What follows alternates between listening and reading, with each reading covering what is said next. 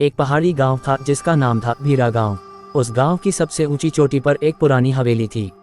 लोग कहते थे उस हवेली का एक कमरा पिछले 25 सालों से बंद है।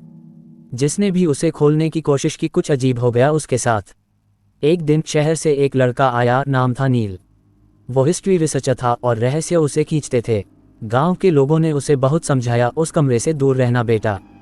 लेकिन नील ने ठान लिया था वो सच्चाई जानकर रहेगा। नील दिन में हवेली गया, उसने तस्वीरें ली, छानबीन की। सब कुछ सामान्य था सिवाय एक दरवाजे के। लकड़ी का वो दरवाज़ा लोहे की जंजीरों से बंद था। उस पर लिखा था, ना खोलें, ये सिर्फ एक कमरा नहीं है। रात के ठीक 12 बजे नील दोबारा हवेली गया। उसने जंजीरें हटाईं और दरवाज़ा खोला धीरे धीरे। अंदर अंधेरा था और हवा एकदम ठंडी। कमरे के बीचों बीच एक पुराना डेस्क था और उस पर रखा था एक खत।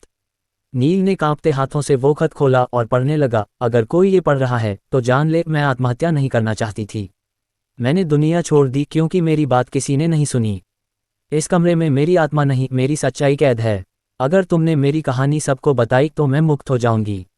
सुरभि। गांव में सबको याद था सुरभि एक शिक्षिका थी जो सच्चाई के लिए लड़ी थी। पर समाज ने उसे पागल समझा और तन्हा कर दिया।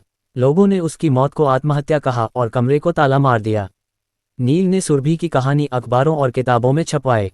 उसने हवेली को एक मेमोरियल बना दिया जहां लोग जाकर सीख सकते हैं कैसे समाज की चुप्पी किसी की जिंदगी छीन सकती है। कमरे में अब रोशनी रहती है और दीवार पर सुरभि की तस्वीर मुस्कुराती रहती है। सीख, हर बंद दरवाज़ा डर नहीं, सच्चाई को छुपा सकता है। कभी कभी किसी की आखिरी आवाज़ हमें जगा सकती है। सुनो, समझो और किसी को अकेला मत छोड़ो।